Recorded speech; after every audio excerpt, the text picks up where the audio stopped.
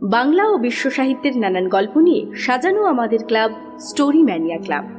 হিন্দু পুরাণের যক্ষের অফুরন্ত সম্পদের সন্ধান মিলেছে হেমেন্দ্র কুমারের সূত্রের মাধ্যমে। কি সেই সূত্র, সেটাই জানাবো আজ। জানতে গেলে শুনতে হবে আজকের গল্প, হেমেন্দ্র কুমার রায়ের লেখা যক্ষপতির রত্নপুরীর প্রথম পর্ব। এটা শোনার পর আপনারা আপনাদের মন্তব্য জানাতে পারেন কমেন্ট করে, আর তার থেকে বাছাই করা কমেন্টস আমরা পড়ে শোনাবো পরের গল্পের শুরুতে। সাথে গল্পের ছন্দে মোহিত হতে এবং সৌন্দর্য লাবণে স্পর্শকাতর হতে subscribe to story mania club and don't forget to press the bell icon for the all notifications.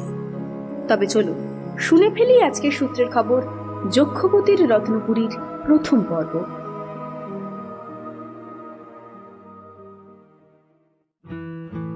অনেকেই অভিযোগ করেন আমার জীবন নাকি অস্বাভাবিক। তাদের মতে স্বাভাবিক মানুষের জীবন এমন ঘটনাবহুল হতে পারে না। যদিও নিজেকে আমি পাগল বা গণ্ডমূর্খের মতো নেপোলিয়নের সঙ্গে তুলনা করছি, তবে তর্কের খাতিরে এখানে কেবল একটা প্রশ্ন বোধ হয় করতেই পারি। নেপোলিয়ন কি স্বাভাবিক মানুষ ছিলেন না? তিনি মাত্র 52 বছর বেঁচে ছিলেন। তার ভেতর থেকে প্রথম 25 বছর অনায়াসেই বাদ দেওয়া যায়, কিন্তু বাকি মাত্র 27 বছরের মধ্যে নেপোলিয়নের জীবনের ওপর দিয়ে বয়ে গিয়েছিল যে ঘটনার পর ঘটনার প্রবল বন্যা। তাদের অবলম্বন করে কি অসংখ্য নাটক ও উপন্যাস রচনা করা চলে না? না হয় নেপোলিয়নের মতন মহামানুষ ও দিগ্বিজয়ী সম্রাটের কথা ছেড়েই দিই, কারণ তার জীবনের ঘটনা ঘটবার স্বাভাবিক সুযোগ ছিল প্রচুর। তার বদলে আমি মধ্যযুগের এক শিল্পীর কথা উল্লেখ করতে চাই। তার নাম বেভেনুতো সেলিনি। তিনি ছিলেন ইতালির এক বিখ্যাত ভাস্কর ও ওস্তাদ স্বর্ণকার। তিনি একখানি প্রসিদ্ধ আত্মচরিত লিখে গেছেন। সাধারণত শিল্পীদের জীবনের সঙ্গে অ্যাডভেঞ্চারের সম্পর্ক থাকে না বললেই চলে, কিন্তু বেভেনুতোর ঘটনাবহুল জীবন কাহিনী জোগাতে পারে বহু বিস্ময়কর, রোমাঞ্চক ও প্রায় অসম্ভব উপন্যাসের উপকরণ। এজন্য তার আত্মচরিতকে অস্বাভাবিক বলে অভিযোগ করা চলে না, কারণ তার জীবনের ঘটনাবলী সত্য বলেই প্রমাণিত হয়েছে। এক একজন মানুষের জীবনই হচ্ছে এমনই বিচিত্র। হয় ঘটনা প্রবাহ আকর্ষণ করে তাদের জীবনকে, নয় তাদের জীবনই আকর্ষণ করে ঘটনা প্রবাহকে। বারবারই লক্ষ্য করে দেখেছি, আমি স্বেচ্ছায় কোনো রকম রোমাঞ্চকর আবহাওয়া সৃষ্টি করতে চাইলেও কোথা থেকে অচম্বিতে আমার জীবনের ওপর এসে ভেঙে পড়ে অদ্ভুত সব ঘটনার প্রবাহ। আমার বন্ধু কুমার হয়তো এসব ঘটনাচক্রের বাইরেও পড়ে থাকতো, কিন্তু সে হচ্ছে আমার নিত্যসঙ্গী। তার সঙ্গে আমার অচ্ছেদ্য সম্পর্ক, কাজেই তাকে জড়িয়ে পড়তে হয় এইসব ঘটনার পাকে পাকে। অর্থাৎ প্রবাদে যাকে বলে, পড়েছ মোগলের হাতে, খানা খেতে হবে সাথে। এবারেও কেমন করে আমরা নিজেদের অজান্তেই হঠাৎ এক আশ্চর্য ঘটনা প্রবাহের দ্বারা আক্রান্ত হলুম। এইখানে সেই কথাই লিখে রাখছি। সেদিন সন্ধ্যায় কুমার এসে আমায় বললে, আরে ধুর, কি সব বাজে বই নিয়ে মেতে আছো, চলো আজ কোন একটা হোটেলে যাত্রা করি। বই মুড়ে বললুম, আপত্তি নেই, কিন্তু কোন হোটেলে যাবে সেটা তুমি স্থির করো। চৌরঙ্গীর দিশি আর বিলেতি হোটেলে খেয়ে খেয়ে একেবারে অরুচি হয়ে গেছে।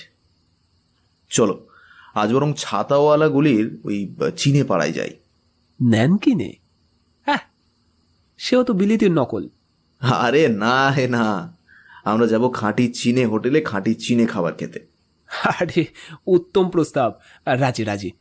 বাইরে বেরোবার জামা কাপড় পরছি দেখে বাঘাও গাত্রস্থান হয়ে গৃহত্যাগের জন্য প্রস্তুত হলো। কুমার বললে, ওরে বাঘা, আজ আর তুই সঙ্গে আসিস নে। হোটেলওয়ালারা বদ রসিক রে, কুকুর খদ্দের হয়তো পছন্দ করবে না। কিন্তু বাঘা মানা মানতে রাজি নয় দেখে রামহরিকে স্মরণ করলুম। রামহরি এসে বললে, দুই স্যাঙাতে কোথায় যাওয়া হচ্ছে শুনি? চিনে হোটেল, খানা খেতে। সর্বনাশ, চিঙেরা তো তেলা পোকা খায়, তোমাদেরও খাবার সব হয়েছে নাকি? রামহরি, চিনেম্যানদের নামেও অপবাদটা একেবারে মিথ্যে। তারা তেলে পোকা খায় না, তবে পাখির বাসার ঝোল খায় বটে। রাম রাম, পাখির বাসাও আবার মানুষে খায়? হ্যাঁ, খাওয়ার জিনিস নাকি? তবু তুমি তো তাদের একটা খাবারের নাম শোনোইনি। তারা এই 50, 60, 80, 100 বছরের পুরনো ডিম খেতেও কিন্তু খুব ভালোবাসে। ও খোকা বাবু, শুনেই যে আমার নাড়ি ভুড়ি পর্যন্ত উঠে আসছে গো। আরে হাঙরও তাদের কাছে সুখাদ্য। পায়ে পড়ি খোকা বাবু, আর বলো না। ছি ছি ছি ছি ছি, ওইসব ছিসপি ছাড়া খাবার তোমরা খেতে চাও? আরে না রামহরি, হাঙর বা 100 বছরের পচার ডিম খাওয়ার সৎসাহস আমাদের আজও হয়নি। তবে বাঘা বোধ হয় হাঙর পেলে ছাড়বে না, ওকে তুমি কিন্তু সামলে দেখো। আমি আর কুমার বেরিয়ে পড়লুম। চীনে পাড়ার খাঁটি চীনে হোটেলে বাঙালিদের দেখা পাওয়া যায় না। আর কিছুই নয়, রামহরির মতন অধিকাংশ বাঙালিরই আসল চীনে হোটেল সম্বন্ধে ভয়াবহ কুসংস্কার আছে। তাই তাদের দৌড় বড় জোরেই ন্যানকিন বা চাঙ্গুয়া পর্যন্ত। কিন্তু আমরা যে চীনে হোটেলে গেলাম, সেখানে ভয় পাওয়া বা বমন উঠবার মতন কিছুই ছিল না। চারিধার সাজানো গোছানো, পরিষ্কার পরিচ্ছন্ন। খাবারগুলোও সুস্বাদু, যদিও আমাদের দেশি বিলাতি খাবারের সঙ্গে তাদের কিছুই মিল নেই। পরিবেশন করছিল একটি চীনে মেয়ে। সর্বশেষে মেয়েটি নিয়ে এলো চীনে চা। এই চা তৈরি করার পদ্ধতিও একটু অন্যরকম। মেয়েটি দুটো কাঁচের বা পোর্সিলিনের বাটি আনলো। একটি বাটিতে গরম জল ঢেলে তাতে শুকনো বা পাকানো একখণ্ড চায়ের পাতা দিয়ে ওপরে দ্বিতীয় বাটিটি চাপা দিয়ে চলে গেল। মিনিট 3-4 পরে সে ফিরে এসে উপুড় করা বাটিটি নামিয়ে দিতেই দেখি সেই গুটানো চায়ের পাতাখানি সমস্ত বাটি ভরে ছড়িয়ে পড়ে জলের উপর ভাসছে। ব্যাস, চা প্রস্তুত। এখন খালি চিনি মেশাও আর চুমুক দাও। কিন্তু এ চায়ের স্বাদ অধিকাংশ বাঙালিরই ধাতে সইবে না। কুমার চায়ের পেয়ালা তুলে বললে, বিমল, এই চীনে হোটেলের ভিতরে বসে খানা খেতে খেতে আর চুং চাং চিং কথা শুনতে শুনতে মনে হচ্ছে আমরা যেন আরব্য উপন্যাসের মায়াগালিচায় চেপে হঠাৎ বাংলা ছেড়ে চীন দেশে এসে পড়েছি। ওপাশের ঘরে ওই চীনাম্যানদের দেখছো, ওরা খাচ্ছে ধাচ্ছে, কথাবার্তা কইছে বটে, কিন্তু ওদের মুখে কোনো ভাবের ছাপ নেই। ওরা যেন রহস্যময় মূর্তি, তাই না? কুমারের কথা ফুরোতে ফুরোতেই আমার মন অন্যদিকে আকৃষ্ট হলো। ঠিক আমাদের পাশের ঘরেই জাগলো হঠাৎ এক ক্রুদ্ধ গর্জনের শব্দ, এবং সঙ্গে সঙ্গে বিষম হুড়োহুড়ি ও চেয়ার টেবিল উল্টে পড়ার শব্দ। তারপরেই এক আর্তনাদ। রাত্রিবেলায় এই চীনে পাড়া মারামারি হানাহানির জন্য বিখ্যাত। পাছে অন্যের হাঙ্গামার সঙ্গে জড়িয়ে পড়তে হয় সেই ভয়ে আমরা দুজনেই উঠে দাঁড়ালাম। পর মুহূর্তেই একটা মাঝ বয়সী রক্তাক্ত চীনেম্যানের মূর্তি টলতে টলতে আমাদের কামরার কাজ বরাবর এসে হেলে পড়ে গেল, এবং তার দেহটা এসে পড়ল কামরার ভেতরে একেবারে কুমারের বুকের ওপরে। তারপরেই দেখলুম আমাদের কামরার সামনে এসে ভিড় করে দাঁড়ালো প্রায় 8-10 জন লোক, চীনেম্যান। তাদের চেহারা দেখলে ভালো মানুষেরও প্রাণ ধড়ফড় করে উঠবে, কিন্তু আমরা যে দুজনেই ভালো মানুষ নই। সব আগেই দাঁড়িয়ে রয়েছে। লম্বা না হোক, চওড়া মস্ত বড় একটা মূর্তি। তার ডান হাতে একখানা আধ হাত লম্বা রক্তমাখা ছোরা। সেইখানাই উঁচিয়ে সে আমাদের ঘরের ভেতরে ঢুকে পড়বার উপক্রম করছে। মারলুম এক ঘুষি ঠিক চোয়ালের ওপরে। আমার গায়ের সব শক্তি ছিল সেই মুষ্টির পেছনে, কারণ আমি জানি মারামারির সময় দরদ করে মারলে ঠুকতে হয় নিজেকেই। লোকটা ঠিকরে পড়ে গেল ঠিক বজ্রাহতের মতো। তারপরেই শুনলাম অনেকগুলো ভারী ভারী জুতোর দ্রুত শব্দ। চোখের পলক পড়তে না পড়তেই আমাদের ঘরের সামনে থেকে সমস্ত জনতা হলো অদৃশ্য। কিন্তু পর মুহূর্তে হোটেলের অন্যদিকে আবার নতুন গোলমাল উঠল। কাদের সঙ্গে কাদের আবার মারামারি ঝটাপটি চলছে। খুব সম্ভবত পুলিশ এসে পড়েছে। এতক্ষণে কামরার ভেতরে নজর দেওয়ার সময় হলো। কুমার তখন আহত লোকটিকে মাটির ওপর শুইয়ে দিয়েছে, কিন্তু তার দিকে একবার তাকিয়েই বুঝলাম আর কোনো আশা নেই। তবু সেই অবস্থাতেই সে চোখ নেড়ে আমাকে তার কাছে যাওয়ার জন্য ইশারা করল। আমি তার পাশে হাঁটু গেড়ে বসে তার মুখের কাছে মুখ নিয়ে গেলুম। নিঃশ্বাস টানতে টানতে অস্ফুট স্বরে ইংরেজিতে সে বললে, আমি আর বাঁচব না। আমার জামার বোতামটা খুলে ফেল।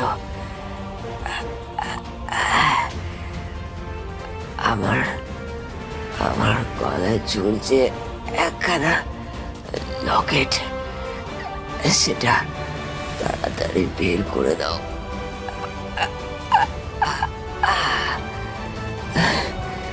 লুকিয়ে রাখো, ছুঁচু দেখতে পেলে তুমিও বাঁচবে না। কিন্তু ছুঁচিওটাকে যে আমাকে মেরেছে, কিন্তু আমি যখন মরবই গুপ্তধন তাকে ভোগ করতে দেব না।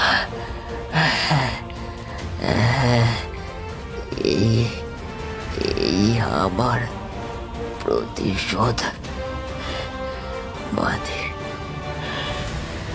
মাটির ভেতরে গুপ্তধন।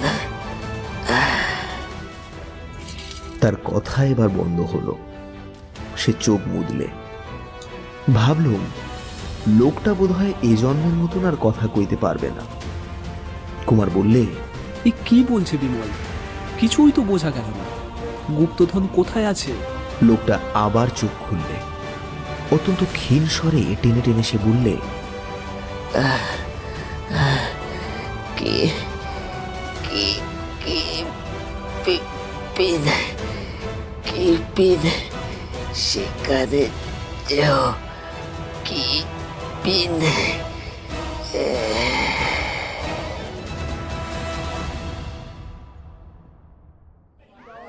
হঠাৎ তার বাক্যরোধ করে মুখ দিয়ে বেরিয়ে এলো এক ঝলক রক্ত, এবং সঙ্গে সঙ্গে তার চোখ কপালে উঠে স্থির হয়ে গেল। বুকে হাত দিয়ে বুঝলাম যে তার হৃৎপিণ্ড আর নড়ছে না। খুনোখুনি, হানাহানি বা কোনো রকম রোমাঞ্চকর কাণ্ডের কথা পর্যন্ত আমি ভাবিনি। কিন্তু দেখো একবার ব্যাপারখানা, এখানেও ছুরোছুরি, প্রাণ নিয়ে টানাটানি। আজও গুপ্তধন, আবার দুর্বোধ্য হেয়ালি। কি পিন! আবার বুঝি আমার চিরচঞ্চল দুষ্টু গ্রহটি সজাগ হয়ে উঠেছেন, কলুর বলদের মতো আমাদের নাকে দড়ি দিয়ে ঘুরিয়ে মারবার জন্য। কুমার ব্যস্তভাবে বললে, চটপট সরে পড়ি চলো ভাইয়া, নইলে পুলিশের হাঙ্গামায় জড়িয়ে পড়তে হবে। হোটেলের একদিক থেকে তখনও আসছিল প্রচণ্ড ছুটোছুটি হুড়োহুড়ির শব্দ। নিশ্চয়ই গুন্ডাদের সঙ্গে চলছে পুলিশের দাঙ্গা। সেই ফাঁকে আমরা সরে পড়ল। সদর দরজার কাছেও পুলিশের লোক ছিল।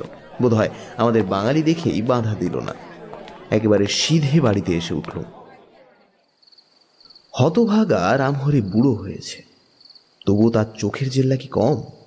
আমাদের দেখেই সে বললে, কার সঙ্গে মারামারি করে আসা হলো শুনি? কে বললে আমরা মারামারি করছি? থামো খোকা বাবু, মিছে কথা বলে আর পাপ বাড়িও না। নিজেদের জামা কাপড়ের দিকে একবার চেয়ে দেখো দেখি। ও আবার কি, কুমারের জামায় যে রক্তের দাগ। কুমার হেসে বললে, আরে ধন্যি তুমি রামহরি, পাহারাওয়ালার চোখে ফাঁকি দিয়ে এলুম। কিন্তু কি সর্বনাশ! এর মধ্যে আবার পাহারাওয়ালাও আছে। এই বুঝি তোমাদের খেতে যাওয়া? এমন সব খুনে ডাকাত নিয়ে যে আর পারা যায় না। হার একেবারে ভাজা ভাজা হয়ে গেল। জামা কামা খুলে ফেলো দেখি, দেখি কোথায় লাগলো। বাঘাও ঘরের কোণে বসে আমাদের লক্ষ্য করছিল। রামহরির কথাবার্তা শুনে ও হাবভাব দেখে তারও মনে বোধ হয় কেমন সন্দেহ জাগলো। তাই তাড়াতাড়ি এগিয়ে এসে সে আমাদের জামা কাপড় শুকতে শুরু করে দিল। কোনো গতিকে মানুষ রামহরি ও পশু বাঘার কবল ছাড়িয়ে জামা কাপড় বদলে আমি বাইরের ঘরে গিয়ে বসলুম। কুমার বললে, এইবার ধুকধুকিখানা বের করো দেখি। কুমারের মুখের কথা বেরোতে না বেরোতেই হোটেলের সেই হতভাগ্য চিনেম্যানের দেওয়া লকেটখানা আমি বার করে ফেললুম, সেখানেকে ভালো করে পরীক্ষা করবার জন্য। আমারও মনের কৌতূহল রীতিমতো অশান্ত হয়ে উঠেছিল। সাধারণত ঝুকঝুকি বা লকেটের আকার যেরকম হয়, এখানে তার চেয়েও বড়, রূপোর তৈরি। এই ঝুকঝুকির ওপরকার কারুকার্য দেখলেই বুঝতে বিলম্ব হয় না যে এ হচ্ছে বিখ্যাত হুনুরি চীনে কারিগরের কীর্তি। কারিকুরির মধ্যে মাঝখানে একটি মূর্তি আঁকা রয়েছে। মূর্তিটি এত ছোট যে ভালো করে দেখবার জন্য অনুবীক্ষণ যন্ত্রের সাহায্য নিতে হয়। পাকা শিল্পী এতটুকু জায়গার মধ্যে অতি সূক্ষ্ম রেখায় সম্পূর্ণ নিখুঁতভাবে মূর্তিটি এমনভাবে ফুটিয়ে তুলেছে যে দেখলে অবাক হতে হয়। কিন্তু কি কুৎসিত মূর্তি! মস্ত ভুড়িওয়ালা মোটা সোটা এক চেহারা, দুই চোখ দিয়ে বেরুচ্ছে যেন ঐশ্বর্য বা ক্ষমতার দর্প। মুখের ফাঁক দিয়ে আত্মপ্রকাশ হচ্ছে বড় বড় 8টি দাঁত এবং পা রয়েছে 3খানা। বললুম, ওহে কুমার, এ হচ্ছে কোনো খেয়ালি শিল্পীর উদ্ভট কল্পনা। এর মধ্যে কিচ্ছু বস্তু নেই। একবার বরং ওই ঝুঝুকির ভেতরটা দেখো। আঙুলের চাপ দিতেই ধুকধুকির ডালা খুলে গেল। ভেতরে রয়েছে একখানা ভাঁজ করা খুব পুরু কাগজ, প্রায় কার্ড বললেও চলে। কাগজখানা হাতে নিয়ে মাথা মুন্ডু কিছুই বুঝতে পারলাম না। যদিও তার উপর কোনো লেখা নেই, তবু একটা নতুনত্ব আছে বটে। চামড়ার বা ধাতুর উপরে যেমন নকশা এমবস করা থাকে, এর উপরেও রয়েছে তেমনি উঁচু করে তোলা কতগুলো ডট বা বিন্দু। কোথাও একটা, কোথাও দুটো, কোথাও 4টে বা আরো বেশি বিন্দু। কুমার বিস্ময়ের স্বরে বললে, ও বিমল, এ আবার কিরকম ধাঁধা হে? চীনে ধাঁধা হওয়াই সম্ভব, এ বাঙালির মাথায় ঢুকবে না। ধুকধুকির ভেতর থেকে আর কিছুই আবিষ্কার করা গেল না, কিন্তু বিন্দুগুলোর মধ্যে নিশ্চয়ই কোনো অর্থ আছে, নইলে এত যত্নে কেউ এই কাগজখানা ধুকধুকির ভেতরে পুরে কেন রেখে দেবে? সেই মৃত চিনেম্যানের মরবার আগে যে 2-3টে কথা সে বলে গিয়েছিল, তার দ্বারা বেশ বোঝা যায় যে ছুনছেউ নামে কোনো দুরাত্মা তাকে আক্রমণ করেছিল এই ধুকধুকির লোভে। সে এমন ইঙ্গিত দিয়ে গেছে যে কিপিন নামক স্থানে গেলে গুপ্তধন পাওয়া যাবে, আর তার রহস্য এই ধুকধুকির মধ্যেই লুকোনো আছে।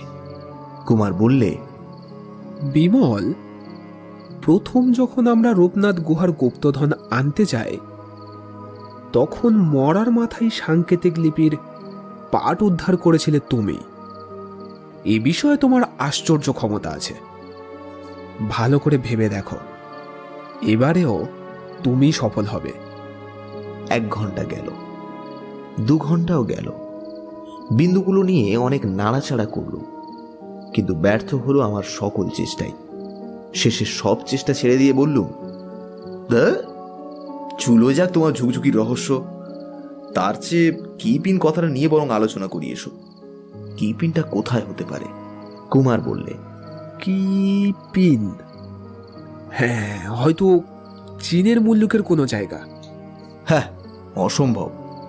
এই কুমার, যাও তো আমার লাইব্রেরি থেকে এনসাইক্লোপিডিয়া আর গেজেটিয়ারটা নিয়ে এসো। কুমার তখনই ছুটে গিয়ে একটা বই নিয়ে ফিরে এলো। দুজনে মিলে অনেক খোঁজাখুঁজি করলাম, কিন্তু কোনো ফল হলো না। কোথাও কিপিন নামে কোনো দেশের কথাই লেখা নেই। কুমার বললে, মরবার সময় সেই চীনে বুড়ো যে আমাদের সঙ্গে প্র্যাকটিক্যাল যোগ করে গেছে, এ কথা বিশ্বাস হয় না। কিপিন বলে তো কোনো জায়গা নিশ্চয়ই আছে। থাকতে পারে, কিন্তু হয়তো সেটা তুচ্ছ কোনো গণ্ডগ্রাম। বাইরের কেউ তার নাম হয়তো জানে না। সেদিন এই পর্যন্ত। কুমার বাড়ি ফিরে গেল, আমিও খেয়ে দিয়ে শুয়ে পড়ল। কিন্তু আমার ঘুমের ঘোর এসে মুছে দিল কিপিন, ধুকধুকি আর গুপ্তধনের রহস্য। পরের দিন সকালবেলা আমি আর কুমার চা পান করছি। বাঘাও এসে টেবিলের তলায় আশ্রয় নিয়েছে তার প্রভাতী দুধের বাটিটির লোভে। এমন সময় কমলকে নিয়ে বিমলবাবু এলেন। যারা আমাকে চেনেন, এ দুজনের সঙ্গেও নিশ্চিত তাদের পরিচয় আছে। সকালবেলা পরীক্ষা করতে করতে ধুকধুকিখানা চায়ের টেবিলের ওপর রেখে দিয়েছিল। বিনয়বাবু এসেই সেটিকে দেখতে পেয়ে জিজ্ঞেস করলেন, ওটা কি হে বিমল? সঙ্গে সঙ্গে আমার মনে পড়ল বিনয়বাবুর অসাধারণ পাণ্ডিত্যের কথা। সারা জীবন ধরে তিনি জ্ঞান সমুদ্রের ডুবুরির কাজ করে আসছেন। আজ বয়সে 50 পার হয়েছেন, তবু বিদ্যাচর্চা ছাড়া আর কোনো আনন্দই তার নেই। তিনি হচ্ছেন আশ্চর্য এক বৃদ্ধ ছাত্র, এবং এই বিশ্ব হচ্ছে তার কাছে বিদ্যালয়ের মতো। দর্শন, বিজ্ঞান, রসায়ন, ইতিহাস, প্রত্নতত্ত্ব, যে কোনো বিষয় নিয়ে তাকে প্রশ্ন করেছি, কখনো সঠিক উত্তরের অভাব হয়নি। কুমার তো তার নাম রেখেছে জীবন্ত অভিযান। কাজেই তাকে পেয়ে আশান্বিত হয়ে ধূপধুপিটা তাড়াতাড়ি তার হাতে তুলে দিলাম। বিনয়বাবুর 2 চোখ ধুকধুকির দিকে চেয়েই কৌতূহলে প্রদীপ্ত হয়ে উঠল। বললেন, আরে এরকম লকেট তো কখনো দেখিনি। এটা তো এই দেশে তৈরি নয়, চীনের জিনিস। কোথায় পেলে? ওটা একটা চিনেম্যানের দান, কিন্তু ওপরের ওই মূর্তিটা একবার দেখেছেন? অদ্ভুত। মূর্তির মুখখানা চীনের ছাদের বটে, কিন্তু আসলে হচ্ছে আমাদেরই পৌরাণিক মূর্তি। সবিস্ময়ে বিনয়বাবুর মুখের পানে তাকিয়ে রইলুম। তিনি বললেন, এ হচ্ছে হিন্দু যক্ষরাজ কুবেরের চেহারা। অষ্টদন্ত, 3 পদ, উদ্ভট কুৎসিত চেহারার জন্যেই যক্ষরাজের নাম হয়েছে কুবের। তবে ঐশ্বর্যের মহিমায় তার শ্রীহীনতার দুঃখ বোধহয় দূর হয়েছে। কুমার বললে, বিনয়বাবু, আপনি কুবেরকে তো চিনলেন, কিন্তু বলতে পারবেন কিপিন বলে কোনো জায়গা আছে কিনা? বিনয়বাবু ভ্রু কুঁচকে বললেন, কিপিন? কিপিন? নামটা শুনেছি বোধহয়। বুড়ো হয়েছি, ফস করে সব কথা স্মরণ হয় না। রসো ভাইয়া রসো, মনে করবার জন্যে একটু সময় দাও। আগ্রহ ভরে অপেক্ষা করতে লাগলুম। মিনিট 3 পরেই সমুজ্জ্বল মুখে বিনয়বাবু বললেন, মনে পড়েছে, কিন্তু কিপিন নিয়ে তোমাদের এমন আশ্চর্য মাথা ব্যথা কেন?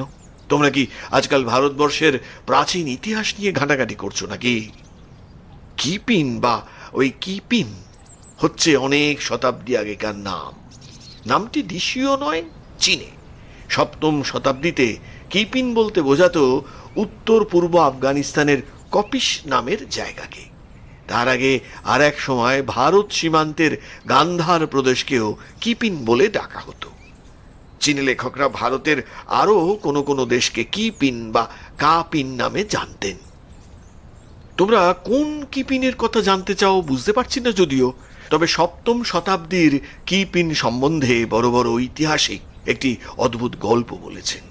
তোমাদের ওই ধুকধুকির ওপরে কুবেরের মূর্তি দেখে সেটা আমার মনে পড়ছে। আমি বললুম, আচ্ছা বিনয়বাবু, আগে বরং গল্পটা শুনি। বিনয়বাবু চেয়ারের ওপর হেলে পড়ে বলতে লাগলেন, এই ঐতিহাসিক গল্প নিয়েও অল্প বিস্তর মতান্তর আছে। ওসব গোলমালের মধ্যে ঢুকে আর দরকার নেই। চীনা পর্যটক হুয়েন সাংয়ের ভ্রমণ আর জীবন কাহিনীতে যে গল্পটি আছে সেইটি তোমাদের কাছে বলবো। ভিনসেন্ট এ স্মিথের আর্লি হিস্ট্রি অফ ইন্ডিয়া নামে বিখ্যাত ইতিহাসে ওই 279 পৃষ্ঠা এই গল্পটি পাবে।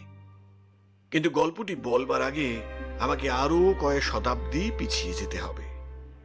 সবজাতীয় কনিষ্ক তখন ভারত সম্রাট। 2য় শতাব্দীর কথা। তখন সারা এশিয়ায় চীনাদের বড় প্রভুত্ব।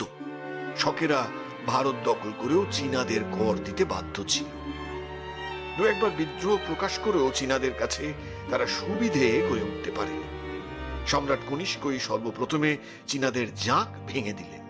তিনি কেবল কর দেওয়াই বন্ধ করলেন না, তিব্বত ছাড়িয়ে চীনা সাম্রাজ্যের ভেতরে ঢুকে পড়ে দেশের পর দেশ জিতে তবে ফিরে এলেন এবং আসবার সময় জামিন স্বরূপ সঙ্গে করে নিয়ে এলেন চীনাদের কয়েকজন রাজপুত্রকে। কেউ কেউ বলে তাদের মধ্যে চীন সম্রাটের এক ছেলেও নাকি ছিলেন। আফগানিস্তানকে সে সময় ভারতেরই এক প্রদেশ বলে ধরা হতো।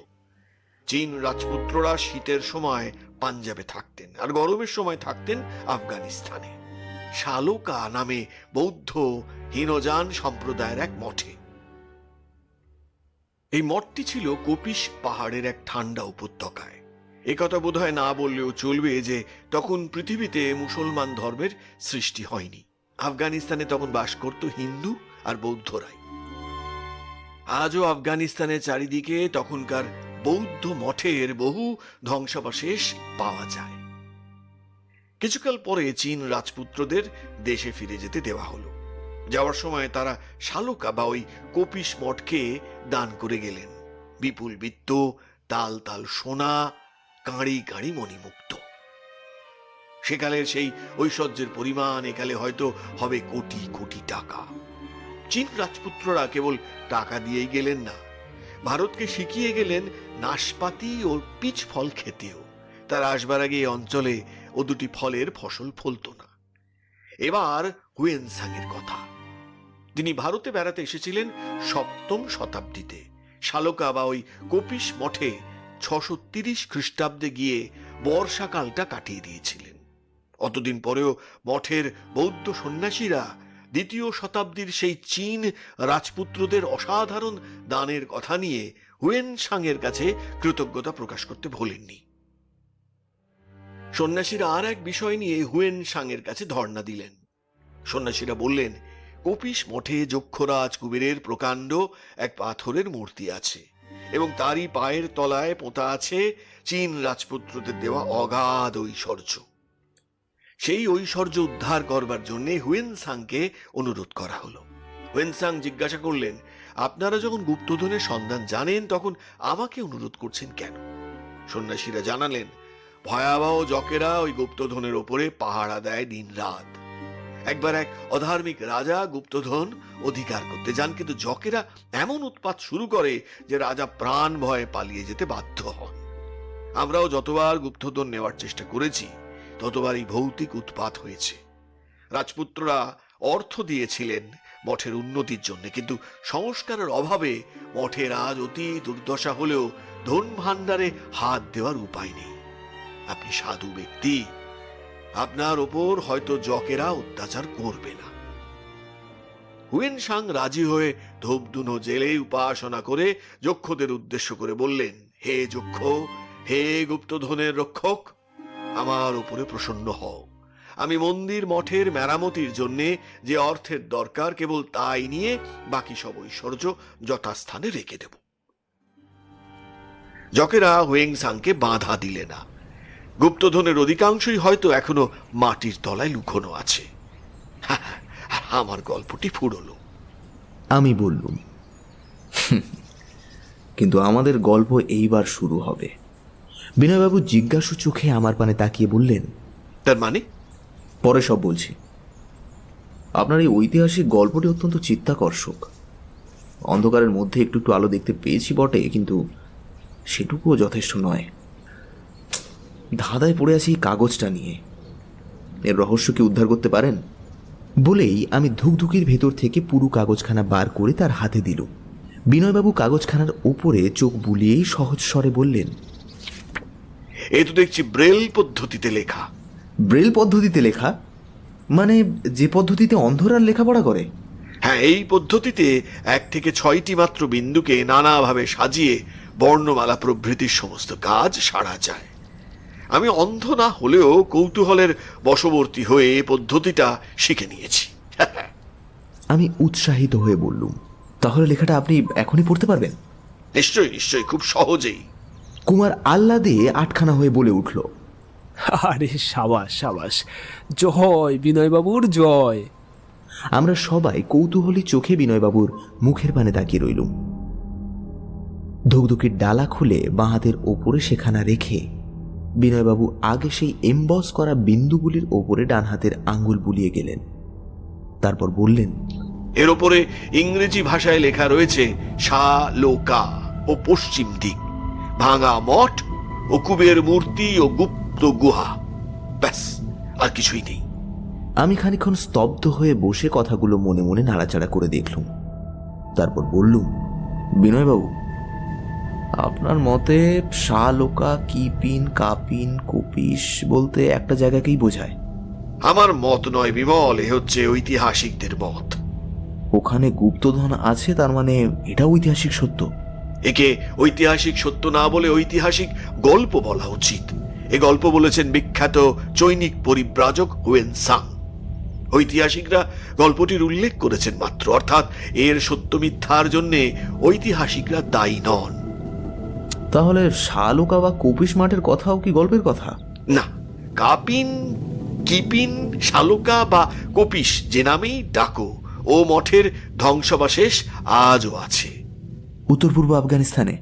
হ্যাঁ, ও জায়গাটির আধুনিক নাম হচ্ছে কাফরিস্তান। কুমার বললে, কাফরিস্তান?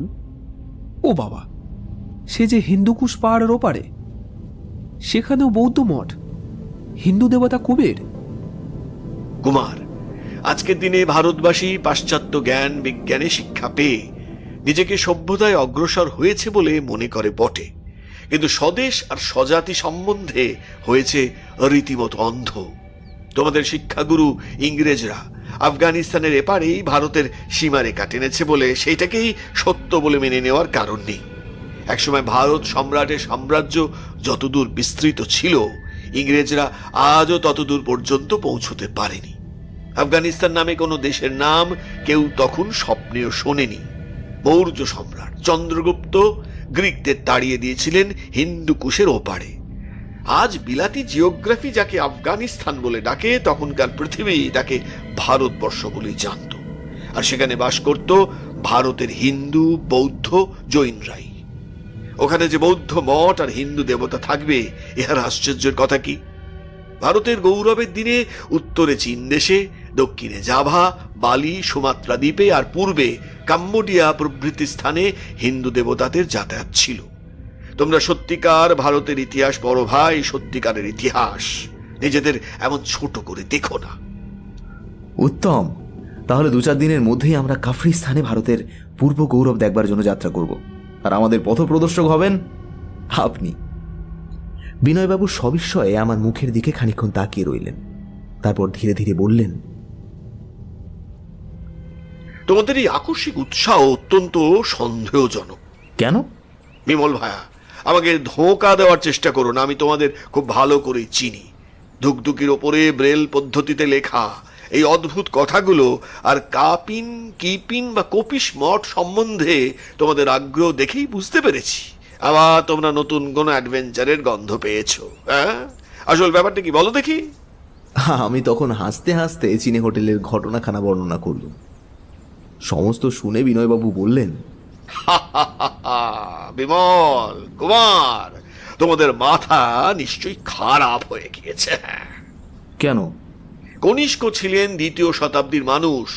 গুপ্তধনের কথা যদি সত্য বলে মেনে নেওয়াও যায়, তাহলে আমিও বলতে বাধ্য যে এতকাল পরে সেখানে গিয়ে কিছুই পাওয়া যাবে না।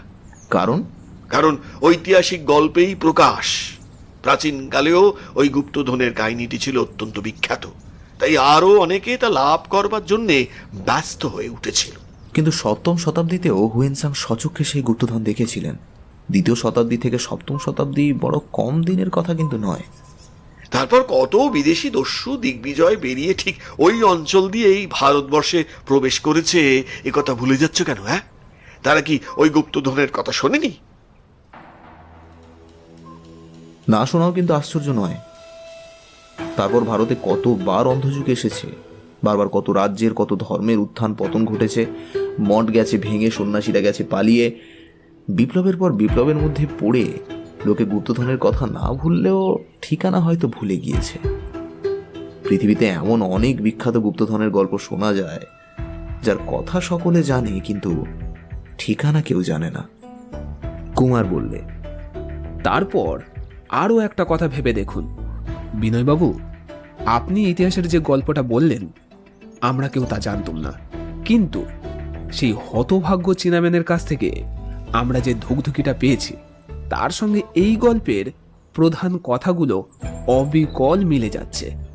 যেমন শালোকা, ভাঙা মঠ, কুবেরের মূর্তি। আপনি বলছেন শালোকা বা কফিস মঠ ছিল পাহাড়ের উপত্যকায়। ধুকধুকির লেখাতেও রয়েছে গুপ্ত গুহার কথা, আর গুহা থাকে পাহাড়েই। তারপর সেই চীনাম্যান মরবার আগে কিপিনের নাম করেছিল। এর থেকেই বোঝা যাচ্ছে যেমন করেই হোক একালের কেউ কেউ এই প্রাচীন ঐতিহাসিক গুপ্তধনেরই ঠিকানা জানতে পেরেছে। বিনয়বাবু ঘাড় নাড়াতে নাড়াতে বললেন, না ভাই, আমি তোমাদের পথপ্রদর্শক হতে পারবো না। তোমরা যতই যুক্তি দেখাও, বুনো হাঁসের পেছনে ছোটবার বয়স আর আমার নেই। তারপর অত লোভও ভালো নয়। ভগবান আমাদের যা দিয়েছেন তাই যথেষ্ট। আবার গুপ্তধনের উদ্দেশ্যে দেশ দেশান্তরে ছোটাছুটি করা কেন? হ্যাঁ, কেন? বিনয়বাবু আমাদের ভুল বুঝেছেন দেখে আমি আহত স্বরে বলল, বিনয়বাবু, আপনি তো জানেন যে টাকাই আমাদের ধ্যান জ্ঞান নয়। এই গুপ্তধন হচ্ছে আমাদের ঘর ছেড়ে পথে বেরোবার একটা ওজন বা উপলক্ষ মাত্র। গেল জন্মে আমি আর কুমার নিশ্চয়ই বেদুইন ছিলাম, জানেন। শান্ত শ্যামলতার সুখ স্বপ্নের চেয়ে অশান্ত মরুভূমির বিভীষিকায় আমাদের কাছে লাগে বেশ ভালো। দক্ষিণ বাতাসের চেয়ে কালবৈশাখীর ঝড়ই আমাদের বেশি পছন্দের। এমন সময় রামহরি ঘরের ভেতরে ঢুকে বললে, খোকা বাবু, 4টে চিনেম্যান এসেছে এই বাড়ি বাবুর সঙ্গে দেখা করতে। চিনেম্যান আমার সঙ্গে দেখা করতে চায়? কুমার চিন্তিত স্বরে বললে। চীনে হোটেলের কর্তারা নয় তো? হয়তো পুলিশের হাঙ্গামায় পড়ে আমাদের সাক্ষী মানতে এসেছে। অসম্ভব, তারা আমাদের ঠিকানা জানবে কেমন করে? তাও বটে। তাই তো, কিন্তু এরা কারা? কেনই বা আমার সঙ্গে দেখা করতে চায়? কলকাতার ভদ্র অভদ্র কোনো চিনেম্যানের সঙ্গে তো বা আমার আলাপ পরিচয় নেই এখানে। কি গো, ওরে কি বলবো? হ্যাঁ, এখানে আসতে বলুন। রামহরি চলে গেল। ধুকধুকিটা টেবিলের ওপর থেকে তুলে নিয়ে আমি জামার পকেটে রেখে দিলুম। ঘরের ভেতরে প্রথমেই যে মূর্তিটি এসে দাঁড়ালো তাকে দেখেই চিনতে আমার একটুও বিলম্ব হলো না। কাল রাত্রে হোটেলে এই লোকটাই ছোড়া হাতে করে সেই চীনে বুড়োকে মারাত্মক আক্রমণ করেছিল। আমি হতভম্বের মতো তার দিকে তাকিয়ে আছি দেখে সে একগাল হেসে ইংরেজিতে বললে,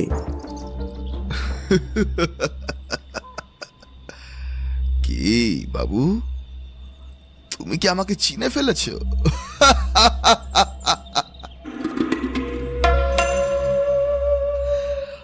আমরা পুরনো বন্ধু, কি বলো? আমি রুক্ষ স্বরে বললুম, এখানে তোমাদের কি দরকার? তোমরা হচ্ছ হত্যাকারী, আমি এক্ষুনি পুলিশে খবর দেব।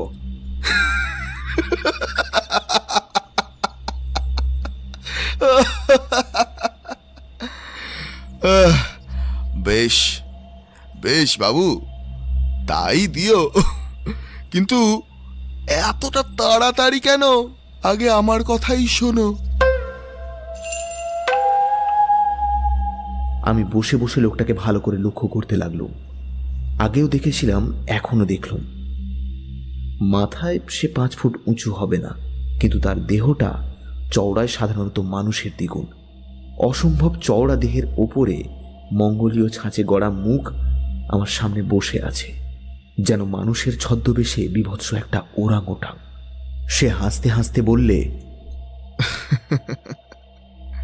বাবু, হোটেলে কাল তুমি আমার মুখের ওপরে যে খুশিটা চালিয়েছিলে, আমি কিন্তু তা ভুলিনি।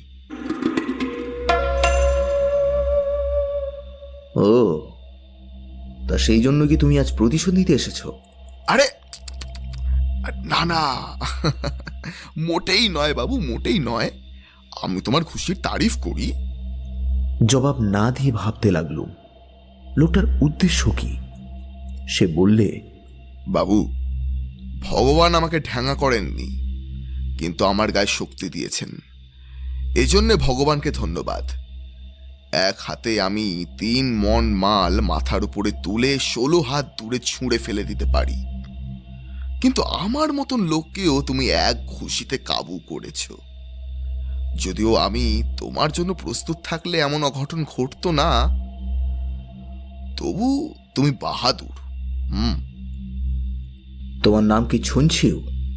সে চমকে উঠল, তারপর বলল, ওরে বাবা, তাহলে তুমি আমার নাম পর্যন্ত আদায় করেছ?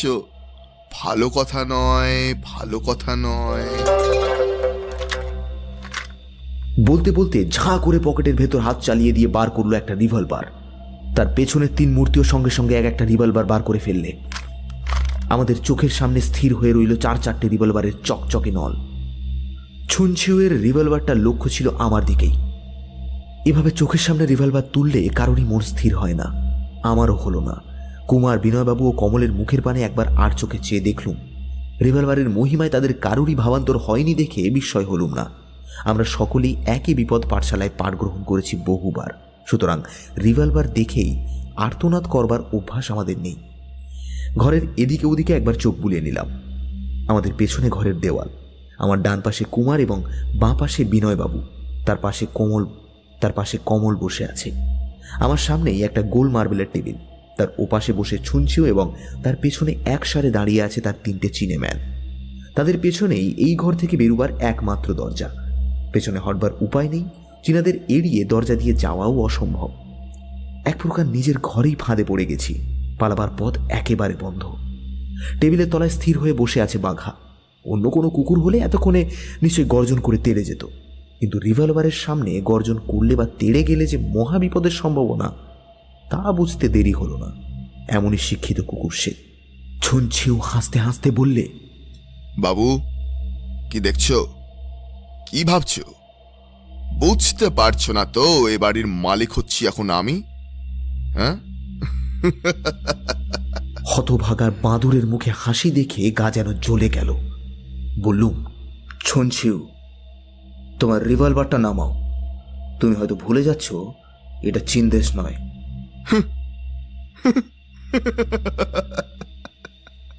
না বাবু, ভুলিনি।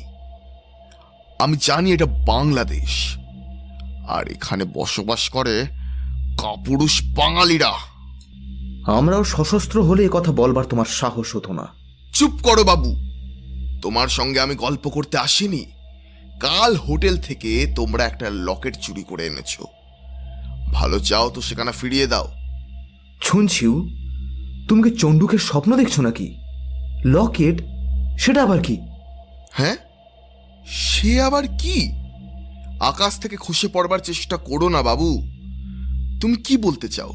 তোমার কাছে একখানা রূপোর লকেট নেই? আমার যুক্তি হচ্ছে, চোর ডাকাত খুনেতে ঠকবার দরকার হলে মিথ্যে কথা বললে পাপ হয় না।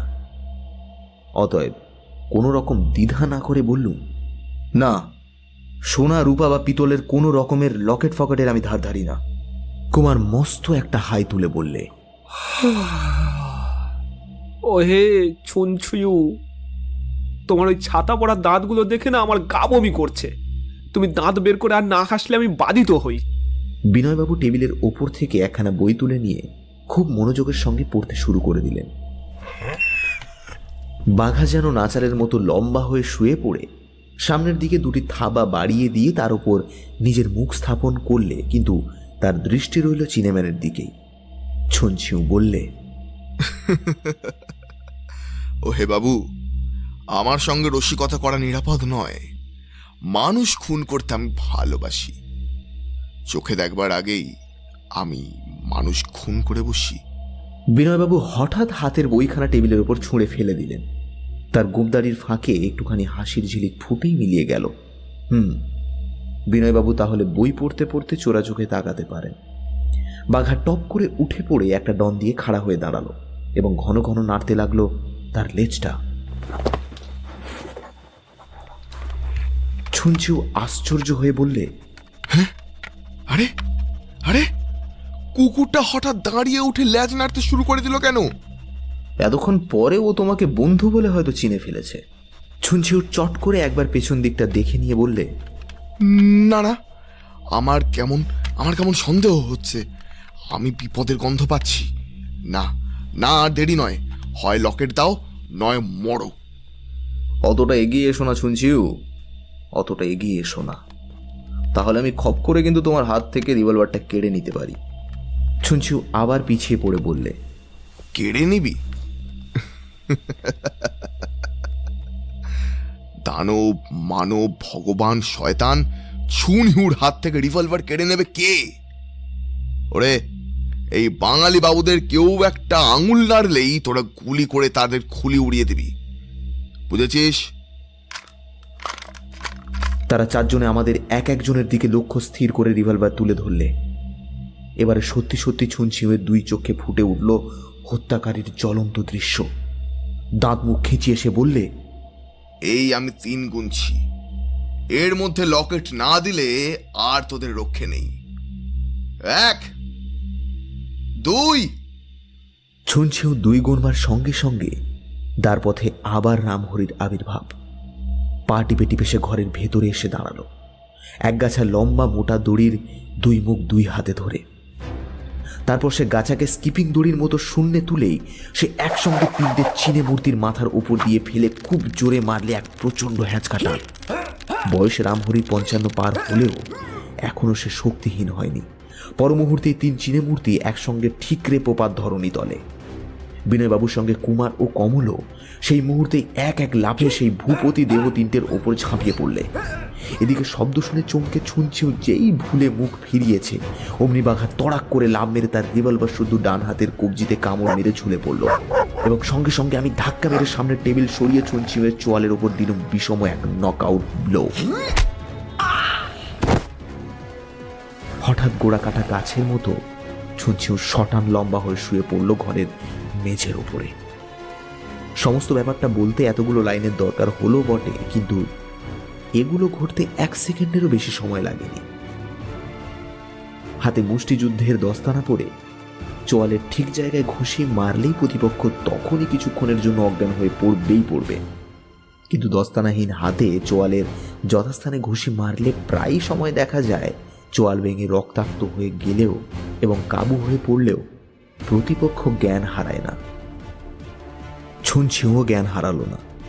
মাটিতে পড়তেই সে আবার উঠবার উপক্রম করছে দেখে আমি তারই হাত থেকে খসে পড়া রিভলভারটা তুলে নিয়ে তাকে ধমক দিয়ে বললাম, এই চুপ করে শুয়ে থাকছি না বাদর, নইলে কিন্তু মরবি, আর তোকে মারলে আমার ফাঁসি টাসিও হবে না। আচ্ছন্ন হতভম্বের মতো আমার হাতে রিভলভারটার দিকে তাকিয়ে সে আড়ষ্ট হয়ে রইল। ফিরে দেখি বিনয়বাবু, কুমার ও কমলের হাতে গিয়ে উঠেছে 3 চিনেম্যানের 3 রিভলভার। রামহরি আনন্দে আটখানা হয়ে হাততালি দিচ্ছে এবং বাঘা ঘেউ ঘেউ রবে ঘরময় ছুটে নৃত্য করে বেড়াচ্ছে। বললুম, রামহরি যাও গিয়ে নিয়ে এসো তো আরো খানিকটা দড়ি, এই 4 ব্যাটার হাত পা বেঁধে একেবারে ফেলে রাখো। রামহরি তখন আরো দড়ি নিয়ে এসে চিনেম্যানগুলোকে বাঁধতে লাগলো। কুমার বললে, একেই ইংরেজিতে বলে টেবিল উল্টান।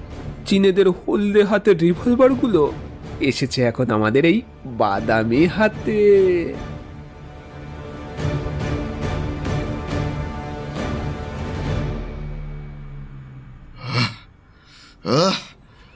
এই তোমরা এখন আমাদের নিয়ে কি করতে চাও? রামহরি ওই ঘরে গিয়ে থানায় ফোন করে দিয়ে এসো তো। খোকা বাবু, তুমি আমাকে কি মনে করো?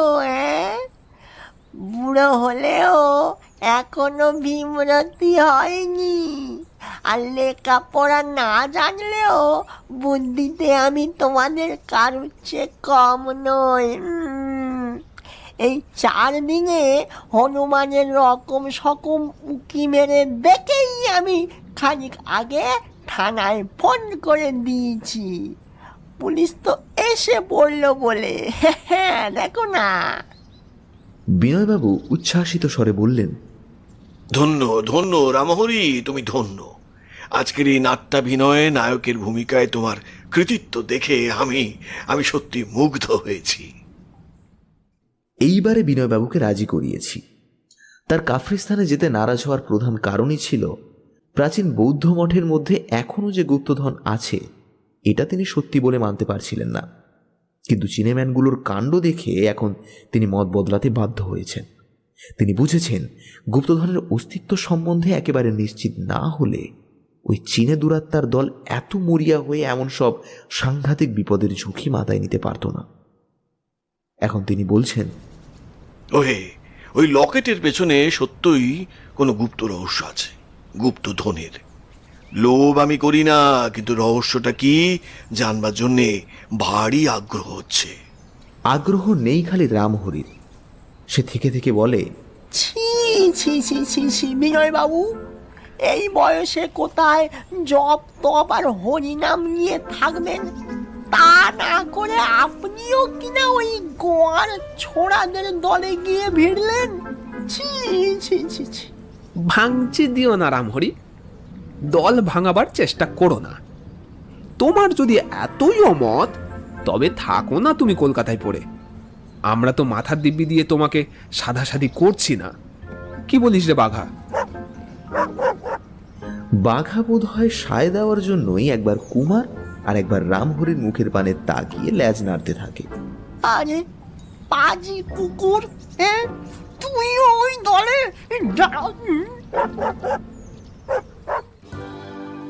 রামহরি রেগে চড় মারতে যায়।